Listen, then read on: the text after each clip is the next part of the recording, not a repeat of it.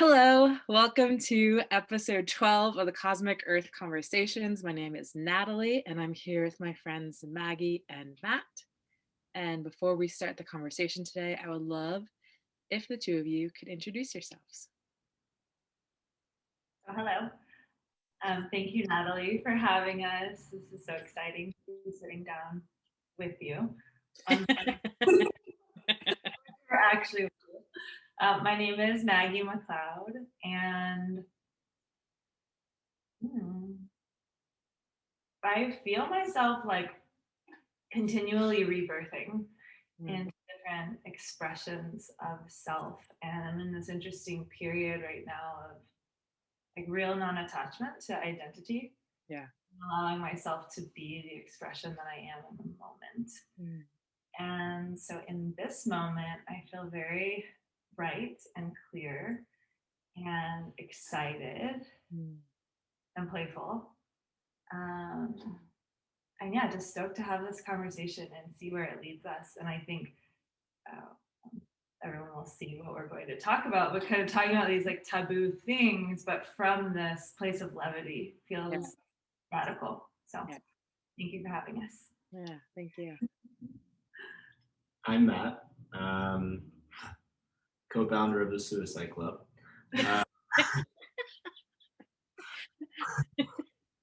Not really. There was just someone dear to us recently that was like, are you a part of like the Suicide Club? And it was just really explaining, I think, what is near and dear to us, which is like what we are doing lately is like the Intercourse, which when we came up with the idea, had no idea that like the ego depths that would go as you're diving into the center of yourself and going back to the time that you came here to find your purpose. And so in the context of our conversation as we were coming on here, we were talking about starting with death. I figured it might be a good intro. Yeah. And who are you, Matt?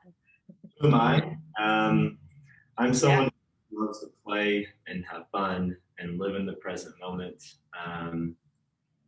Just love to dance and sing and celebrate life. I'm an entrepreneur and someone who loves like disrupting all the old world stuff and bringing in the new, and just love the idea of like bringing heaven to earth and really bringing heaven within us, and that is what brings the new earth. Beautiful, awesome. And yes, we're going to start today's conversation by talking about death and the many different facets that death can be, because it's not just like the ending of your life physically in this avatar. There's many different aspects of what death can be. And so I feel like it's something we were sharing before we started the recording. It's something that is on everyone's mind. It's something that, why are we in these lockdowns? Why, these talks about, or not even talks, like these actions of like getting vaccinated and all these different things that are happening. Death is something that a lot of people are honestly afraid of. And so let's jump right into it and talking about that. Cool. Yeah, I love that we're having this conversation because we just arrived in Phoenix, and the archetype of the Phoenix is that of death and birth. And for me, I want to like frame the conversation around death in that, because there's such the fear of the finality. Yeah. It's like this concept of like in every ending there's a beginning, and so as we let go of something, what are we creating space for? And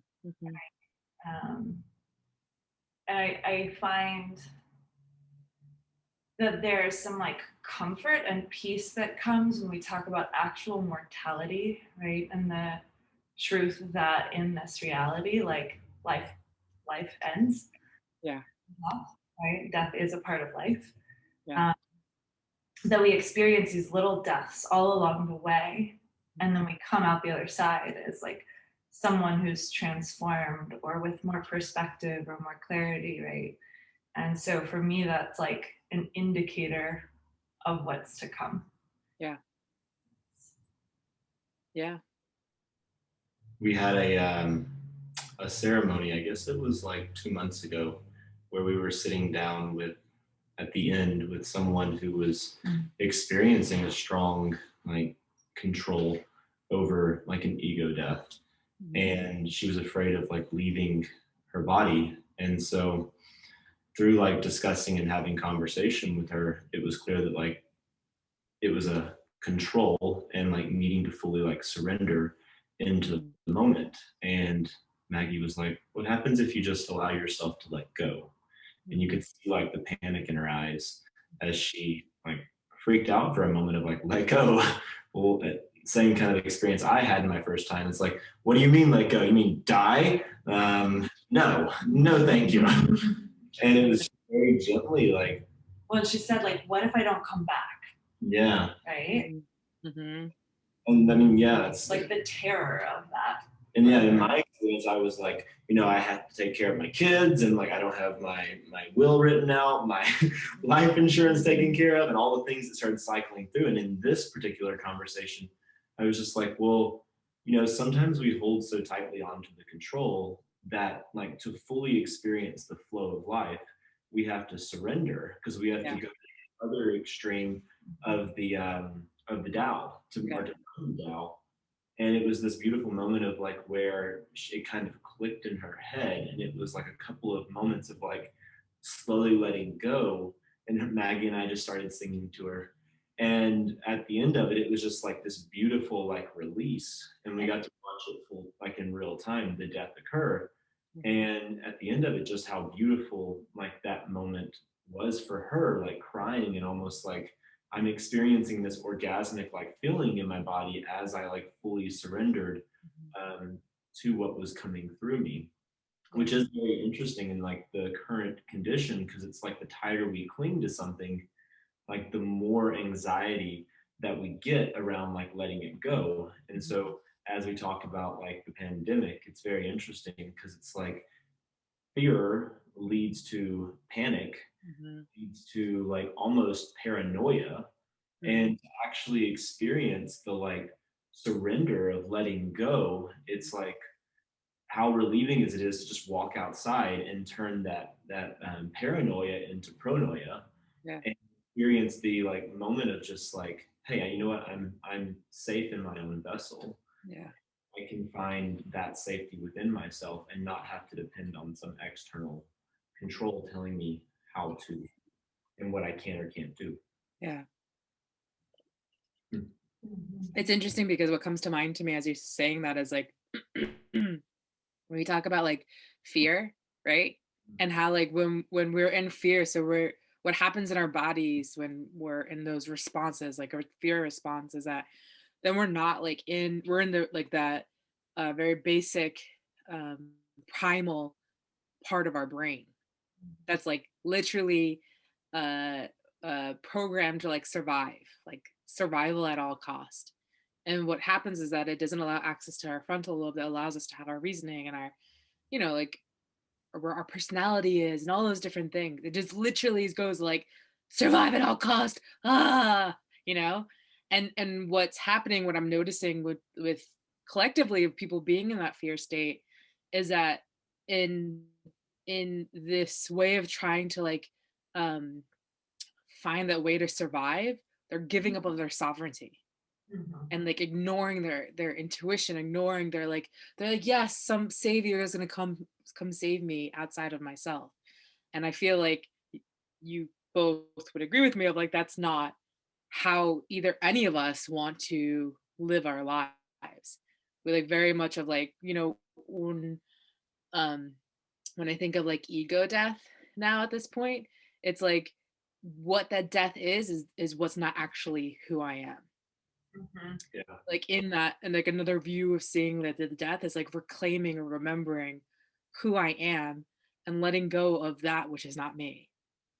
And the only difference between like fear and calmness is breath. Yes. Literally breathing is what allows us to move from a fear state to a calm state.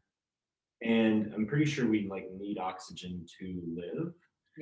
So it's like we're literally like last I checked in the fear state, and the very thing that we fear is actually what's killing us. It's like holding on so tight and controlling that we're staying in that sympathetic nervous system and going to fight or flight, Yeah. losing and taking the oxygen away from ourselves, Yep. and allowing ourselves to rest and relax and go into that parasympathetic where we can actually like, have that prefrontal cortex activated and have logical thinking. Yeah.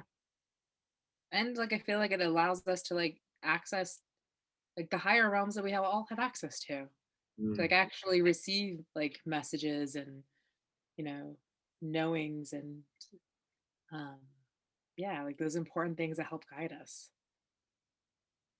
Yeah, certainly. I mean, that's such an interesting distinction for me, right? It's like, when is it fear speaking and when is it like our true intuition or channeling or like a download or spirit? Mm-hmm. And I think there was a period of a lot of my life where like the fear was so loud that it felt true, yet it never was, right? And on the topic of death, like it's been really interesting to revisit because my first conscious memory was of my uncle in the hospital with a brain tumor. And my second conscious memory was of his funeral. And so death was my first real imprint and that I consciously remembered. And it set me up from a very young age to have this extreme fear, first of getting a brain tumor, and then really just this fear of my own mortality. To the point that whenever I was in college, it was probably like my junior or senior year, so it was like 21, 22. And I was like convinced that I was dying. And I also wouldn't go to the doctor, right? Because I actually knew I wasn't. Yeah. I was so trapped in that like fear as the truth. And it was a huge like breakthrough moment, like transformation, whenever I really allowed myself to see what was like running the show and creating my reality. And like you were talking about ego death, it's like those moments where we release all the things that aren't us, right? Even a memory of something that happened to someone else. I took that on as being a story. Yeah. Right? And it's like, okay, if I let go of that, what's true? If I let go of that, what's true? And if we do that over and over and over enough times, then that connection to self, that connection to spirit, that connection to our own intuition refines such that we can actually trust what's coming through our vessel. Yeah. Right? That's like, so for me is like the magic of death. Yeah. Pieces flow or merge back into the oneness. Yeah, absolutely. As we were talking about like prior to the call, the shadow, it's like when we came here as a kid, we were most whole and really knew what our purpose was and why we were here. And as people were, I really love this word like mean, because like mean is like the mean of a couple different numbers. Oh yeah. Average. So like when someone's mean to you, they're basically saying like, you're not like me, you're not average, so I'm being mean to you. And it's interesting because it's like we came here and really like as we started stepping out and like being ourselves, someone was mean to us and a part of ourself died on the inside. So really as we're coming in like reinvigorating and bringing our shadow into the light, the death that what's actually happening is actually a reemergence of when we were a child, that death happening again and being relived, and this time coming into the light so that we can step into who we are meant to be and truly live as not average. Yeah. I love that. Go ahead. Well, what I'm hearing in it, which is really fascinating, is like we allowed parts of ourselves to die right, when we were little, like they get like wherever they go. Yeah. And actually, as adults, when we experience what we call ego death, it's actually a rebirth of the true self. And what's dying is the falsehood of like what's been put upon us. That's why for me, like when I think of ego death, like it is hand in hand with reclaiming, because and then I'll even take it even further because it may be reclaiming things in this lifetime, but it may be even reclaiming things ancestrally and past lifetimes that like they got broken off my like obviously speaking from my own experience, so but like broken off like from my soul being like eons ago, and how do you reclaim those things? Well, you willingly go into the shadow and bring light to what's there. Yeah. and hold yourself accountable too, you know? Not to mention like how much we all fear like actual death. And it's like the more times that you have an actual ego death and see parts of you come to life, it's like Mhm, you almost lose that fear of death. And I mhm. actually begin to experience like a level of excitement. It's like I'm very excited to be here, excited to Yeah, be present moment, and like I don't actually fear death. Like I know yeah, there's something after death that's like the reason that we're dying and like living here is because it's that same experience in the yeah, actual death. Like, we're gonna live there for sure because we've learned what it's like to not live, and then yeah, what it's like to live. And yeah, the transformation and a transmutation of like yeah, both sides of that death and life, so that like we'll experience the flow in the afterlife. yeah. Mhm. It's so funny because as you're sharing that, it makes me think of this experience I had, which is the reason why it's really funny to me because I feel like I was just talking about that earlier today. So I'm like, oh, this is really up for me today, but in a different aspect of it. Um, when I was working in a pharmaceutical company, which is really funny to imagine that I worked in a pharmaceutical company because I'm like, who? I did really, but I did, you know, 6, 7 years ago. Yeah, whatever. Numbers don't matter. But when I was working there, it like I felt I'm like I need this is not where I'm supposed to be, you know. It was a job that I got after college, whatever. And I was like, this is not where I need to be. Like my soul was like, this is soul crushing. This is not where I'm meant to be. And when I decided to go back and, go to get my master's and all those things and move across the country, I remember one of my coworkers asking me, like, but aren't you afraid? And I was like so baffled by this question. I'm like, afraid? Afraid of what? She's like, but aren't you afraid? Like, you're going to go across the country and like, you don't know. And I was like, you know, I feel like what you're asking me is if I'm afraid of death, even though that's not what you're asking me. And I'm like, honestly, I'm more afraid of not really living. I was Mm. like, because I know in this avatar, I only have this one life to live. And I don't want to like be at the end of my like life and regret not doing those things that I wish I did. I Mhm. was like, so for me, it's not so much the fear of death, it's the fear of not using every single moment that I have in this lifetime to do what I came here to do. I was like, that is what motivates me instead of holding me back. And totally like that was not something that resonated for her in her experience. And that was totally cool. But like, I wasn't going to take on her fear of death essentially to have that like make me question and doubt what it was that I was about to step into. And it's interesting because I feel there's a difference in that. I'm aware that my life is going to end someday, but I'm not afraid of that ending. Yeah, I like if anything motivates me to live more and be grateful for everything, you know? it's interesting you're talking about not taking on like someone's experience of death. And a lot of the stuff that we're talking about that's been going on the past year is like your responsibility to take care of someone else's fear of death. Mm-hmm. Mhm. Mm-hmm. And Yeah. you're that person, right? Or whatever stories are being put out there. And Mhm. yeah, it's really fascinating to like find both the empathy and compassion and understanding, and then also have that boundary around like Yeah. our own experience, like what we're choosing to live as, right? Yeah.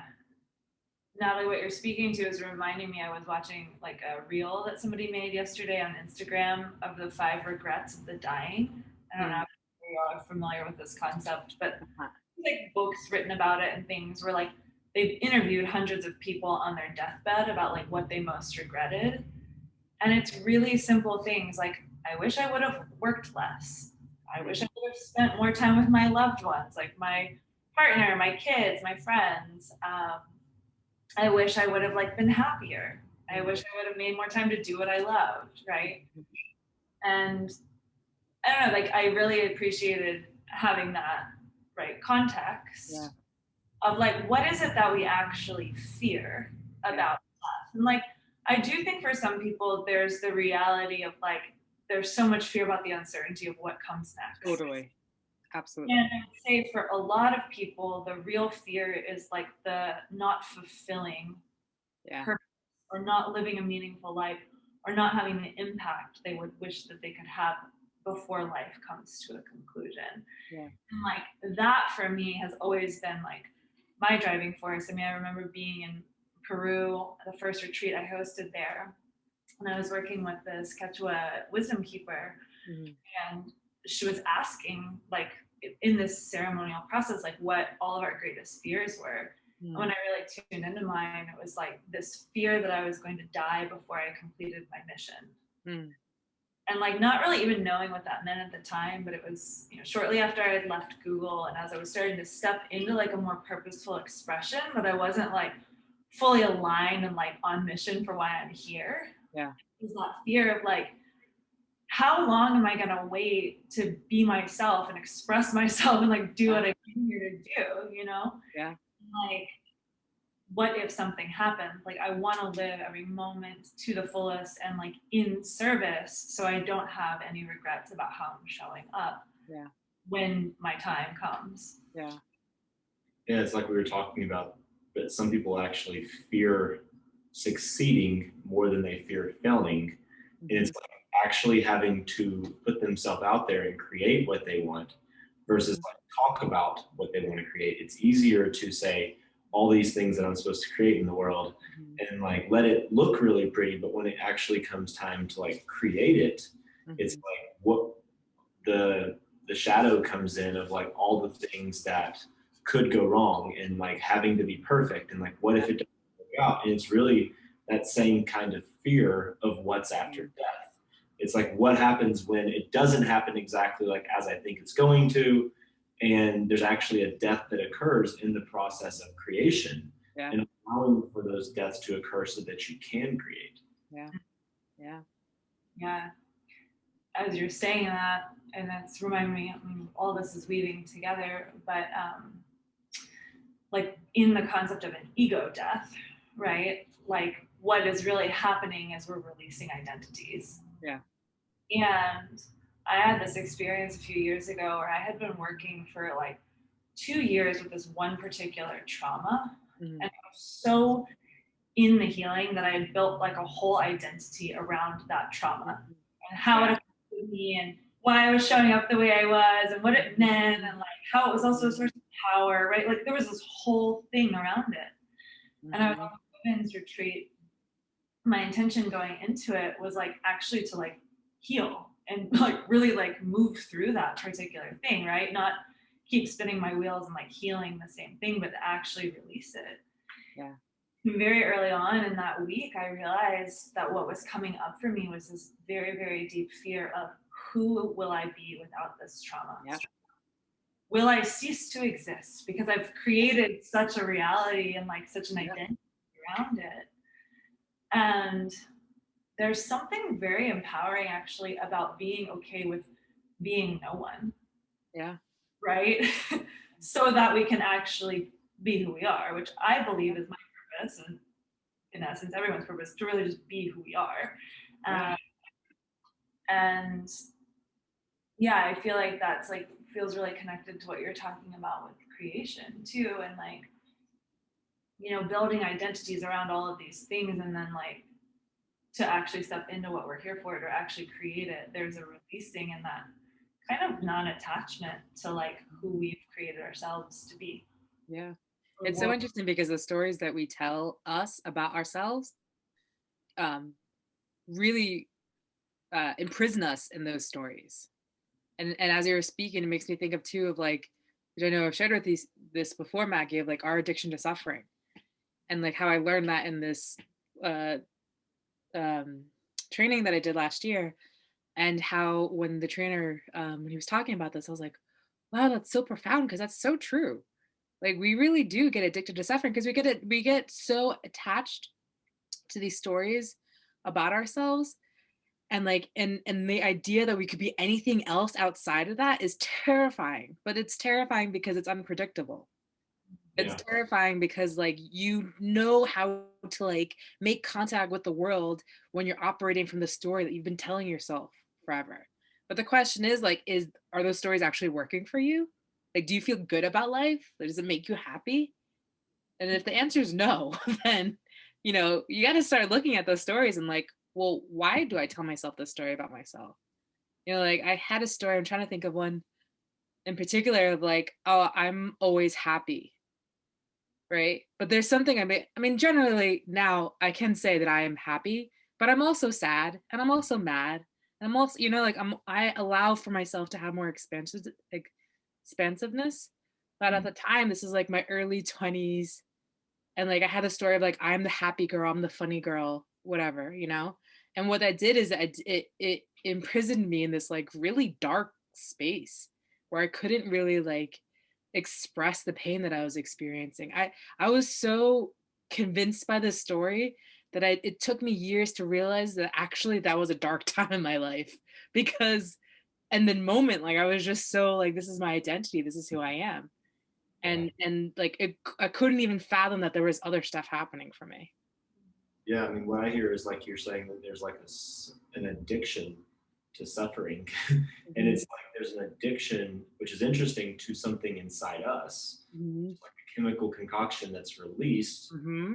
when we suffer, which is very similar to like an addiction outside of self. And it's like you see a lot of people that are doing like say psychedelics, and they're doing it for a good reason, but they're addicted to the substance as a way to produce that chemical concoction inside, and they're still suffering through the process. And it's like there's a part of someone inside of them where they don't want to let go of that identity. Yeah. And identity has been formed through manipulation of self, Yeah.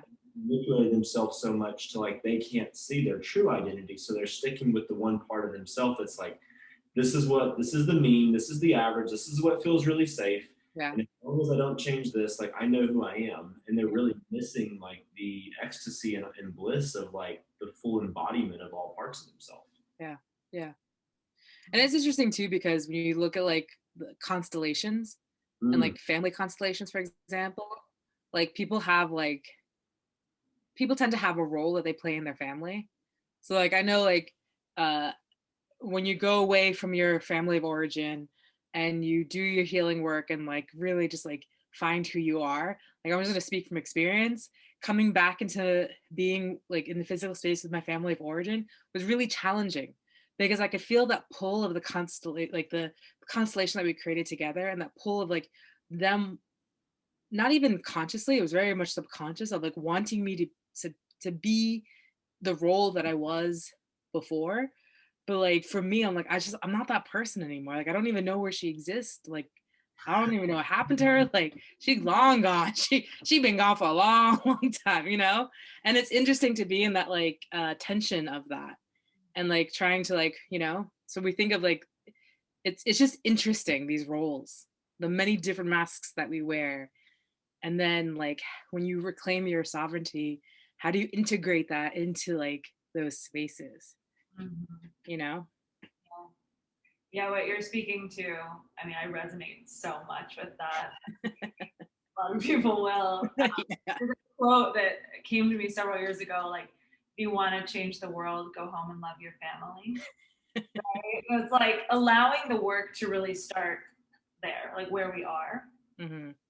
But what you're speaking to, I'm also hearing from a lot of people, and was my own experience, right, several years ago, of like as people are awakening, right, or going through the process of healing and self-transformation, there's a disconnect that happens a lot of times with family, but also with friends. I think that's a place people are really like feeling challenged right now. Yeah.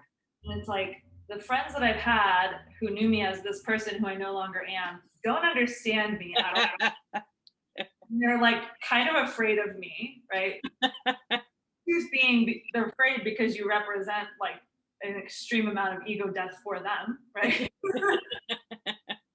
And like now I feel really alone in this new state of being. And so there's this like, I feel like pull almost, or desire to go back into the old. And then the feeling of, but I don't even know where she is. If I wanted to go back, I couldn't because she doesn't exist anymore. Yeah. Which is like where I'm finding, like community and really like calling in our people who are like on this path is just very, very important. Yeah. As we step back into our light and like the full embodiment of all that we are, it's interesting to go back through like the actual being made fun of or people ridiculing you. It's I'm re-experiencing the parts of my childhood where I'm stepping out of being average and into my own purpose and into who I'm meant to be. And it's like left and right, there's people coming in that are like, you've changed, like you're just off like on some journey to find yourself, and like almost like bashing me for trying to connect deep within myself and remember who I am. And like instead of like praising me, and it's interesting how much society does not like people that are living in purpose and truly embodying their essence. They're like, they're condemning and damning of like anyone who fully says like, yes, I'm ready to like of people in their yeah and you know, this is reminding me, Natalie, of the conversation we had last week with you. And it's like, so Matt and I were experiencing, for context for everyone watching this, we're creating like this huge vision that both of us have been reading for years, and we're starting off with what we're calling the Intercourse, and it's part of this larger ecosystem that's getting built. And as we step into that, it feels like things are coming in left and right as distractions or what could be perceived as attacks. And when we were talking to you, Natalie, you're like, yes, and that's an old story, right? How do we transform that? And what came to me afterwards, because we've been working so much with this concept of like the old world and the new, right? Old paradigm, new paradigm, whatever we're in now, new earth, you know, heaven on earth, like all these words that mean the same thing. But getting really clear that the old world is unkind to authenticity while stepping into their power and purpose. And in order to transform that, is like, how do we actually live and exist in the new world? And Natalie, you brought in like this beautiful point of like, we have to play in the quantum field to arrive in this place where it's like, how do we honor ourselves first and foremost for stepping into our authenticity and power and purpose? How do we celebrate other people for doing that? How do we hold compassion and understanding when people are triggered? Because it's not about us. Like, let them project onto us. Like, shield is up, right? Because there's something in that for them, like that they actually deeply desire, which is be who they are. It's like when, I mean, someone was talking about the death comment, right? It's like in that comment where someone's saying that like, you know, Matt's experiencing this, like he's talking about like what does suicide mean, and it's like I've had my brother who passed away like randomly, and then also one of my best friends who and good friends who passed away a year ago.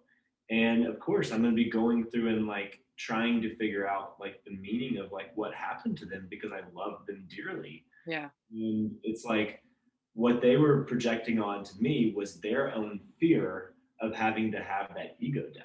And it's like in some ways it's fun to just go like, yeah, like put that all on me, and like let them take that back until they realize they're actually talking about their own experience and their fear of that experience, which is beautiful, right? Because like putting that back on them too quickly can actually like cause them to like panic. And it's like allowing for them to talk through the process of what they're projecting out actually allows them to bring in that projection and realize that it's their experience. And we don't have to control like what other people or manipulate them to get there quicker. It's like they're in their own process and they're going on their own journey, and just allowing for that to happen. And not, as you were saying, which was beautiful, is like stay in alignment. Don't like lose focus.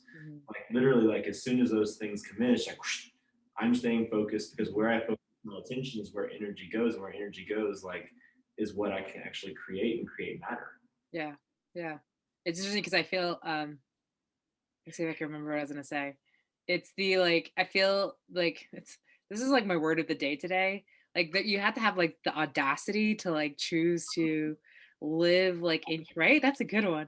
Live in your sovereignty, and like and realize that, you know, the other day I had a conversation with my mother, and she was just like expressing her worries, and like she was totally like projecting her own wounds and all that stuff, and I was here for it. Like I was present for the conversation. I was listening and was able to like feel like the empathy for her and her experience, but I also wasn't taking that on. Whereas like Natalie in the past would have taken that on and been like, oh my God, she's right. Like, what am I doing? And, you know, have all that fear come up. But for me, I was like, hey, I totally understand your fear because I'm choosing a path that's not like typical. It's not at all in like the typical realm of what people do. And it could look like some like going backwards in a way. I'm like, but the truth of the matter is when I was doing the thing that was typical and like doing what everyone else is doing, I wasn't happy. And sorry, I'm not going to do that anymore. Like, I was not happy and I looked at everyone around me, no one was happy. I'm like, this is nonsensical. Like, why would I choose this? And so like I had to have the audacity to be like, I'm going to do something differently.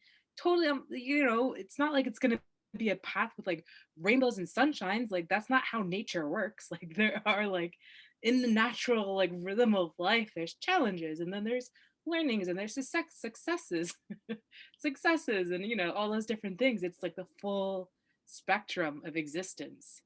And it's like you have to, I feel like when those things come in to like test you, like how much do you actually want this, like how much are you actually committing to this, it's like, cool, hey Tess, like what's up, yeah, I'm still here, I'm still committed, like hey, still gonna go keep doing it.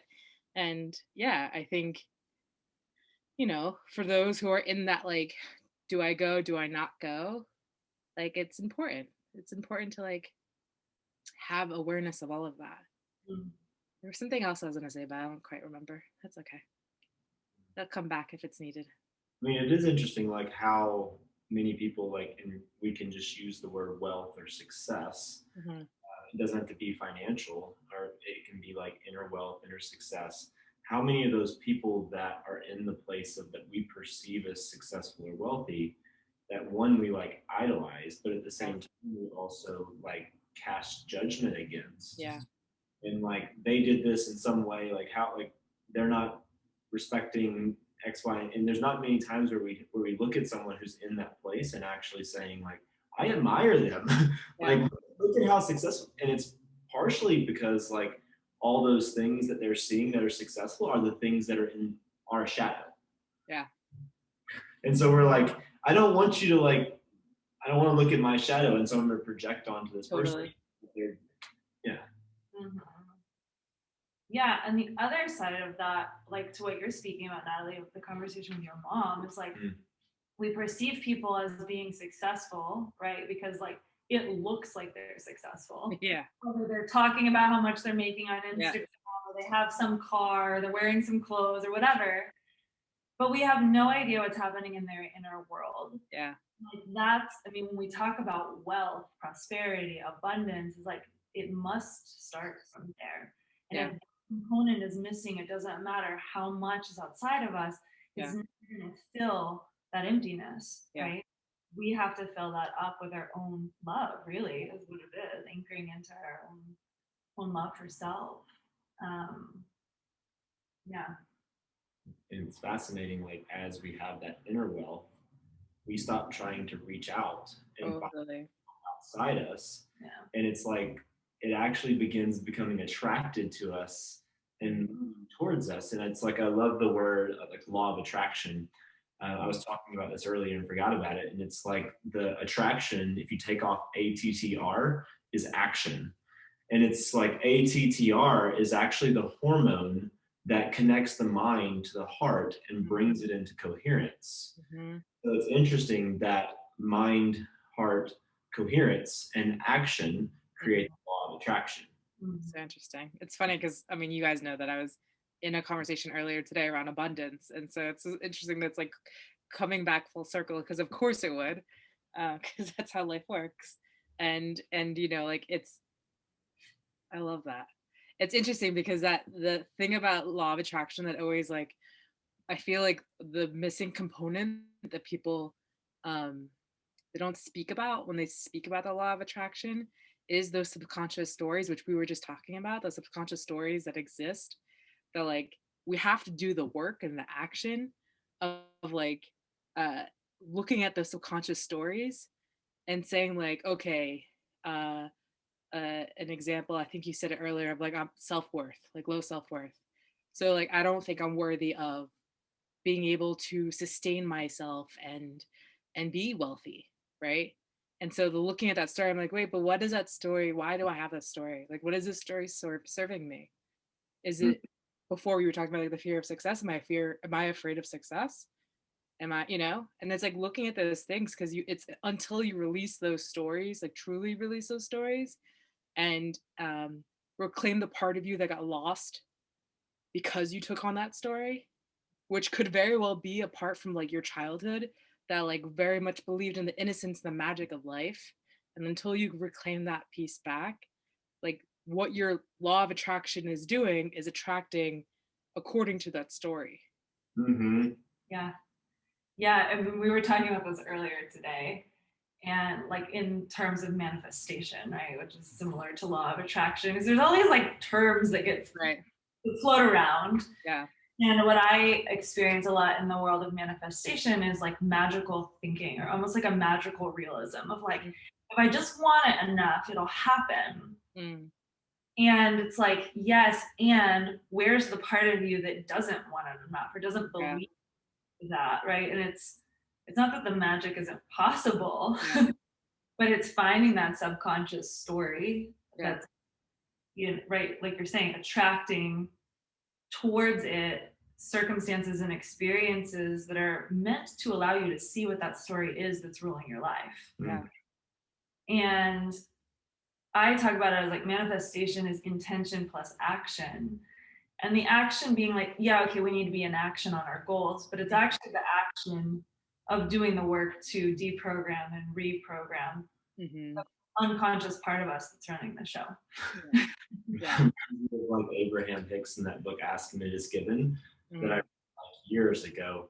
And I remember just thinking, this book is bullshit. Like, I don't know what anyone's talking about attracting things, but there's nothing coming in, no matter how many things I follow. And I just remember like thinking and opening up the book like when I saw it like about a month ago, and I was like, it needs to have disclaimer in here. There's a lot of self-work that has to happen. A lot of there are years till this thing works in complete harmony. Before you can just ask and have it be given. Yeah, I mean, and something that I'm aware of and that I understand that is that a lot of people have a very like it's almost like repellent, like they repel when they hear law of attraction because of like systems of oppression, which are real. Those are things that are like systemically have been put in place to oppress like marginalized people. And like even that word marginalized people, like I could very much take on that thing of like, I'm a woman of color, I am marginalized, but like and am a daughter of immigrants, divorced parents, single mother who grew up in poverty and all those things. I could totally take those stories on, right? That's a like, if I choose to do that, I could do that. But in the essence of like my soul, that doesn't, none of those like things feel like truth. Yes, there were things that happened, like I'm not bypassing that, like totally there's wounds and there's ancestral healing that's needed and all that stuff. And also, I know I'm a creator. And like, circumstances may show that, I'm not saying that I haven't had difficulties, like I'm not going to pretend that, but also like there's something about this law of attraction thing of like, you can be in the circumstance and then also like hold on to that, like, and I'm not going to be here forever because I'm going to create, there's going to be creation that's going to come through, with connecting with spirit and like getting those downloads and those things that you can utilize to like put forth work in the world and have that be received and all those things, you know what I mean? Yeah. It's the simple, like we were talking about today, the simple like law of like of this planet. It's like the cause and effect. Yeah. It's being the cause of everything that happens to you versus living in effect. And like when you're in the cause, you're creating results versus reasons or excuses why you don't create what you want. And a lot of times anything that's in effect is really an unconscious like part of ourselves that we're not realizing is in effect. And so like when we can step into cause, we can literally transmute and like create whatever we want because we're focused on like being at like what's the word I'm looking for in that? It's like being the driver Yeah. of our reality. Yeah. Instead of driven. Yeah. Yeah, totally. Huge. What's cool, Natalie, like in what you just shared about being a woman of color and all the circumstances that brought you to where you are, is like, and also recognizing that there are systems of oppression. I hear you liberating yourself from those systems of oppression by consciously choosing not to subscribe to those stories. Yeah. Going back to what you said earlier, it's like, are these stories making me happy? Are they serving me? Are they actually getting me where I want to go? Yeah. And that's such a nuanced conversation because I don't have that experience, Yeah. right? And it's really beautiful just to hear you express your choice and your sovereignty in that, and like how you are stepping forward to create what you desire, what you're here to create. Yeah. I actually was at a somatic training and there was a guy there who was, gosh, like probably like 6'7", 6'8", Mm-hmm. and big guy, and like we were going through and like talking about our struggles, and he was like, as a white male in America, I just don't feel like I'm able to like have any right to say anything here. Mm-hmm. Like I just need to keep my mouth shut and just like I really want everyone else to talk instead of like taking up space. Mm-hmm. And it's interesting, like just hear like the oppression that he had felt from like being in a place of like feeling like he had oppressed. And it's like interesting how that has flipped in some ways. And it's like it's our birthright to take up space. Yeah. It's like the dignity we have to like be creators and be like ownership of our own reality and not buying into that external story that we're not good enough because we're all good enough. I think you can say that word on here. Yeah, really good. I've cursed so many times on this thing. I always make sure it's like not for children when I put it on YouTube. But yeah, no, totally. Like, but we'll show this to the kids for sure. No, but it's so real though, because it's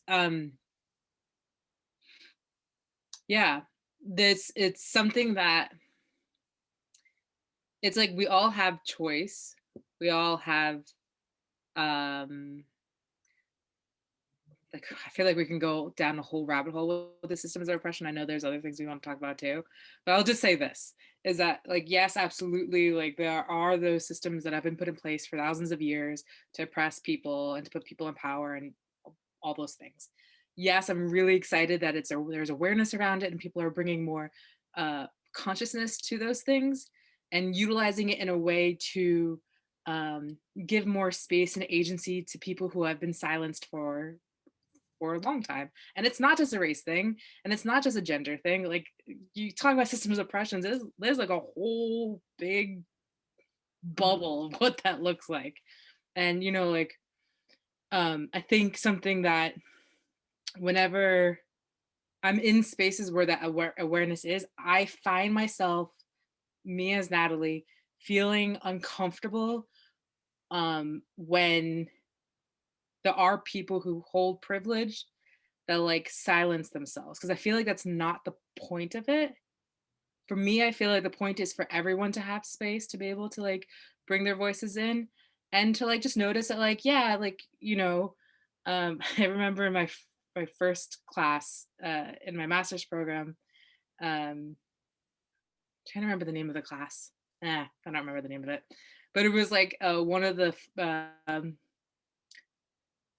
the white guys in the class was like the first person to speak and like took up a lot of space. And in this class, we had like the agency to be able to like share how that made us feel. And like I forget which woman, it's one of the women in the class, it's like named like, this is how it makes me feel. I'm aware of this and this has happened. And it was just like interesting to like, ooh, you said that thing. Like that is a thing that happens. And like noticing that, excuse me. And there was a way that we worked with it that it didn't like shut down that guy from speaking again. It just brought a level of awareness to his consciousness that he didn't have before. And I was like, what if we bring those levels of awareness to people so that they can be more like in their body and notice the subtle energies that are of what's happening in the space. But I feel like that's really like the medicine that can be beneficial to that is like more of just like breathe. What do you notice? What's in the space? Well, like what comes up in that, right, is like, so it's a divide and conquer technique, right? To make us feel different and other. Mm-hmm. And then across them, it's part of the system of oppression. Yeah. And automatically that takes us out of our bodies. Yep. Strangely, because it's all about how the body looks, but it's not about being in the body. Exactly. As you're speaking, I'm like, how do we transform that? You know, like how is this connected to this whole conversation we're having? And it's something that's that simple. It's like, can we stay connected to ourselves and our bodies in these situations and in these conversations such that we don't actually get divided and conquered, but we actually unite through that and remember our unity in our individuality and uniqueness. And I'm like, so I'm bringing in the suitcases earlier into like the place we're staying, and she walks in, she's like, yeah, I was just in there having an ego death and completely losing my identity. And I was like, don't you want to keep that? Really great. What are you talking about, Liz? She's like, I feel like when you can, like, and then she was saying that earlier, and it's like, it's interesting as it kind of comes full circle. It's like we have these identities as this certain like ethnicity, like social status, gender, and like literally losing that identity is the ego death to like literally bring the level like playing field so that we all like come together and like come from a place of love and acceptance. Yeah. Don't transmute that. Yeah. It's interesting too, because language is such an important piece of that, I feel too. Of like I tend to like when I'm in like interviews or whatever, I'm in videos and like someone's like introduce yourself. I feel like my go-to these days is like I'm a multi-dimensional being and that's it. Like because it's just vague enough that I like feel like I cover everything of who I am and like leave space for like more because I'm pretty sure there is more than that. And it's just I usually giggle because it tends to like to like whoever is in communication. But there's something about that of like I don't want to put myself in a box that like now I'm attached to this, you know. Totally feel that. But then I guess I kind of am by saying I'm a multidimensional being, then I'm like getting attached to that. So yeah, I'm just kind of screwed either way. But I heard the song come up in my head, which is like funny. I haven't heard in years. It's like, what I am, whatever you say I am. If I wasn't, then why would I say I am?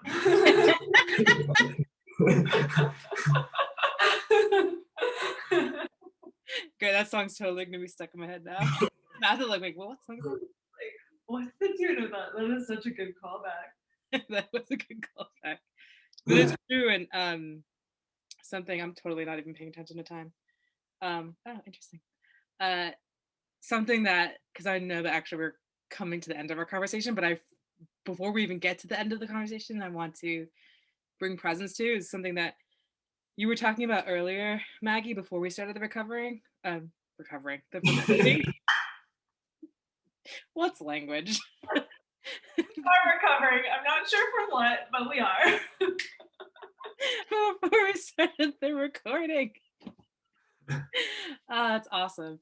Before we started the recording, we were talking about like healing the inner child, and I won't name more, but I would love if you can share about what you were sharing about that. Yeah, certainly. So Matt and I, in our work together, do a lot with the inner child. And I have, for the last several years, really been doing a lot of work with people around that as well, and in my personal life. And so much of the work in the past has been about reclaiming and healing the wounded child. So really looking at like, what did your mom do to you? What did your dad do to you? What did your friends do to you? What was your experience that made you fracture in this sense? And it's interesting because like what I've seen in that is like we almost look at and see our inner children as these victims. Totally. Right? And it's been really interesting. So my experience as a child was when I was 3 was sexually abused. And that's been a really challenging one to break through, of not feeling victimized by that. In so many ways, it's like I was attacked, all this stuff. And it's like, okay, I can on a soul level recognize and identify that like I chose that, or I can tell myself that story because it feels empowering. But I was never really able to reconcile it fully with my human experience. And so there's like, this feeling of like the brokenness and the wound, and like I need to care for this little girl inside of me who feels unsafe and unloved and all of this. And this huge transformation has happened within me, and I've been seeing it with a bunch of clients coming through too, which is like, go back like right before that first trauma happened that we like love to fixate on. Yeah. Where are you? And when I tune into her, I'm like, I was the little girl at restaurants who walked up to every table and talked to people. And I made up songs all the time. I loved to go selling, which was like, I had a pink backpack with ballet slippers on it, and I would fill it with like McDonald's Happy Meal toys and like random stuff, and then go door to door in my neighborhood and knock on the doors and sell stuff for like $1 and like make money, and then go buy something cooler than a McDonald's toy. It's like I see all these parts of like my light, my vibrancy, my like entrepreneurial spirit. And like the transformation is like allowing my inner child to heal me, like the adult self that actually feels wounded and shut down and victimized. And it's not so much like I have to save my inner child, but actually like let her come out and play and integrate fully so that I can express those parts. And that feels like this really revolutionary shift with that particular piece. But I see that that's possible for all these fractured pieces of self that we're like working back in right now. And it's kind of reminding me of like what we've been working with lately too, of like patterns reversing. As almost this feeling like you've stepped through the cosmic mirror and you're like looking back as there's like this thing right here next to me from the other side, and it's like, everything is reversed. And it's it is also, we were talking about this the other day, like feels like connected to the poles shifting on the planet. Oh yeah. It's like interesting, like balancing and alchemizing act that's happening outside and inside of us. Yeah. I mean, I know like a lot of the things that happened to me when I was a child. I specifically remember like being reprimanded for gluing markers to a desk when I was in like first or second grade, and then getting like paddled for it or spanked for it, and then also being in the hallway next to the water and rhyming like with all these different F words, and of course I think it was like accidentally, but like popped out like fuck, and I was like, oops, like didn't mean to say that, but then like in the moment it was like the teacher behind me caught me for that.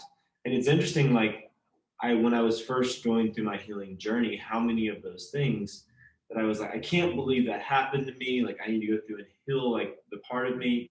And then like I would say in the past like 6 months, as I go back to those things, I go back to the moment of what was going on psychologically. And I was like gluing markers to the desk, and I was like, I'm really bored. I'm not paying attention to this teacher. So what would happen if I did this? Like, could I get some attention, or could I like be sneaky? Or like even when I was spanked, it's like, okay, I'm not going to show this part of myself. I'm actually going to put a veneer on that allows me to be super confident. It has really served me well. As I have a confidence that like I've gone through life with, and as I remove that veneer and it gets integrated back in, I still know what that confidence is as I map it from my like conscious to higher self. Like a lot of these things, not that everything that happens to us like we choose or cause, but at the same time, like the empowered side of it is like it was here for a reason, and like I knew what it was like. We knew what we were doing. We're brilliant.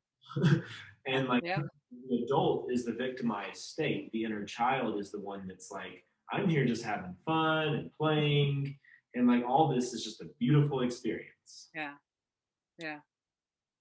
Yeah, I want to just say one very quick thing about the wisdom of children, because this was really sweet a couple weeks ago.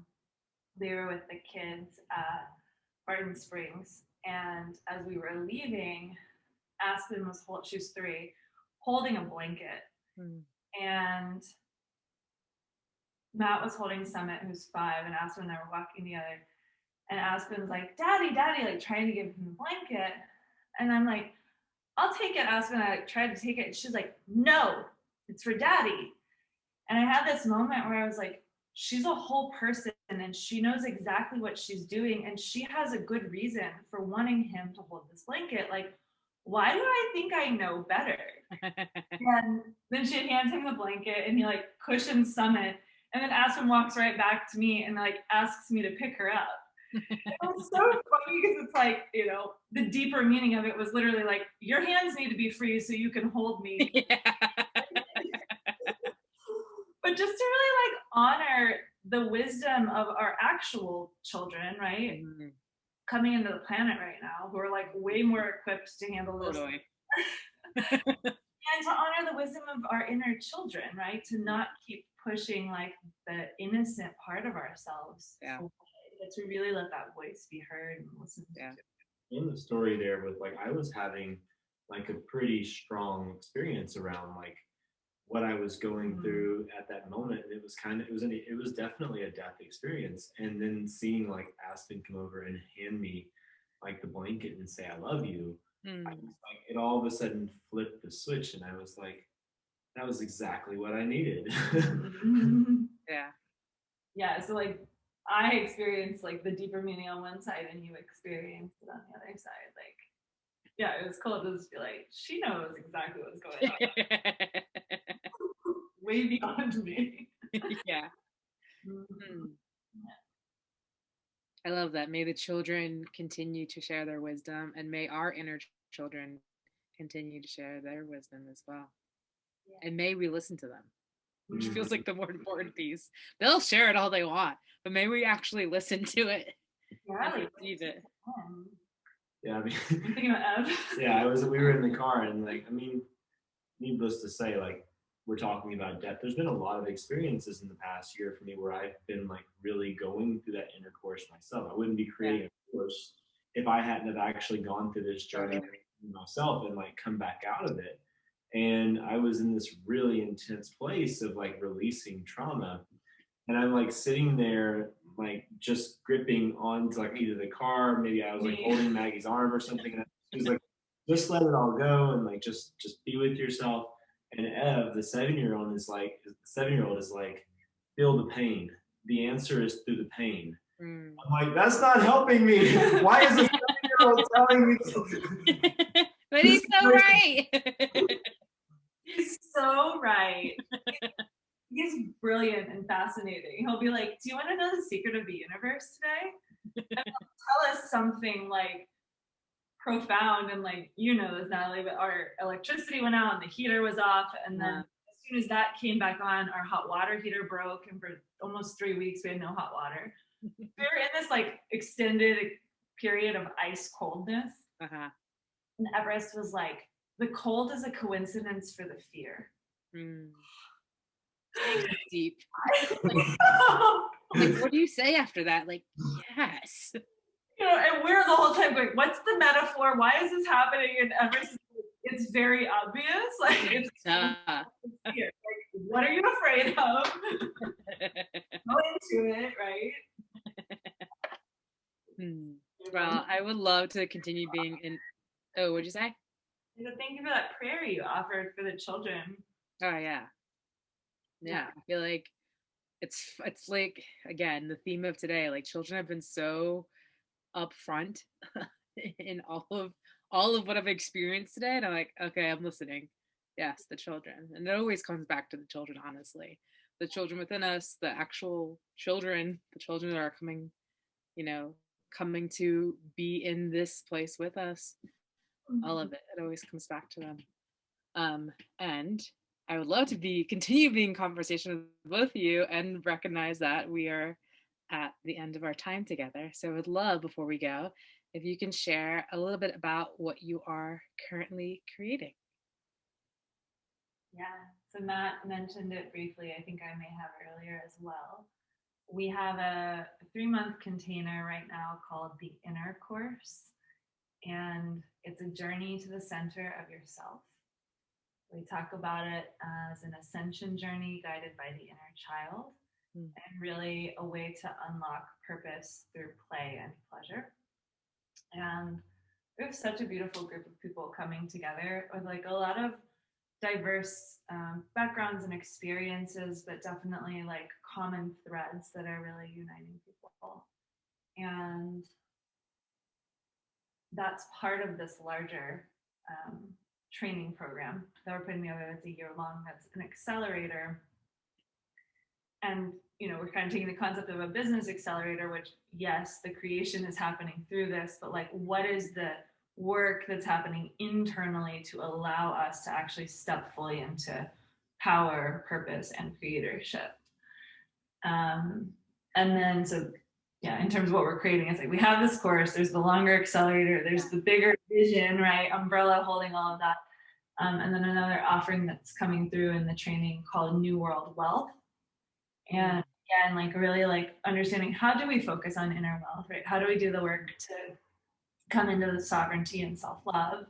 And then what are like the really grounded, practical business things you need to know about marketing and sales and wealth building to actually create that reality for yourself? And I think everything we do is really a bridging of like, we both went to business school, so there's like that strong foundation and background, and then like the personal transformation work and all of the training and experience that we have in that, plus our own lived experience that informs how everything is designed. Like Matt said, I wouldn't be creating this course if I hadn't gone all the way in and come back out. Yeah. Like that's very much, I think, the essence of what we're bringing into the world. Yeah, I mean, all of it revolves around like bringing us into the new world, like versus like the old way of doing things. And even if like that seems like an ethereal, like going to the new world, it's like there has clearly been like a change that has happened in the past year about how we're doing business. And in terms of the intercourse, it's really like how do we structure our lives in a way that allows for us to like play and have fun and have pleasure, and also at the same time do the work, which is really that self work, in that same place, not going to it like looking for got to get through this as hard as I can, which is really more of like the running on the treadmill mentality, got to run faster and faster and faster to keep up, versus just like jumping off. And I really like to explain the difference in the two courses is like if you've a lot of like the NLP training that I've done with language is like you put stuff in from the conscious mind into the unconscious mind. So you put the conscious mind is the goal setter and the unconscious mind is the goal getter. So you put stuff into the conscious, into the unconscious mind, which is fascinating to set your goals. But Carl Jung also talks about the opposite of that, which is like if you're experiencing a lot of roadblocks, then actually you have to go to the unconscious mind to release the roadblocks that are in there so that you can actually move into that attraction that you're wanting to bring into your life. And so in a lot of ways, like the new world wealth is the conscious to unconscious, and how do we repattern the way that we do things so that we can rewire the brain to do things in a way that creates an environment for selling and marketing and mindset that allows the person who's buying to actually create an experience where they're at choice in everything that they're doing versus running away from what they want and moving towards what they do want. And the intercourse is more of the unconscious to conscious, removing the programming that's preventing the blocks from actually creating what we want and living in purpose. It's awesome. Beautiful. So exciting too. Thank you both for sharing that. And if people want to find you, follow you, where do they go? Where can people that are curious about you find you? I think Instagram is probably the best place. So my handle is at Maggie McCloud, MCCLOUD. And then right now, our joint work and the intercourse information is on at sacredunion.love. And that's also the website, sacredunion.love. And then where can people find you? I'll be gallivanting around, just playing. If you see me in the ether, say hi. In those places, you can find me as well.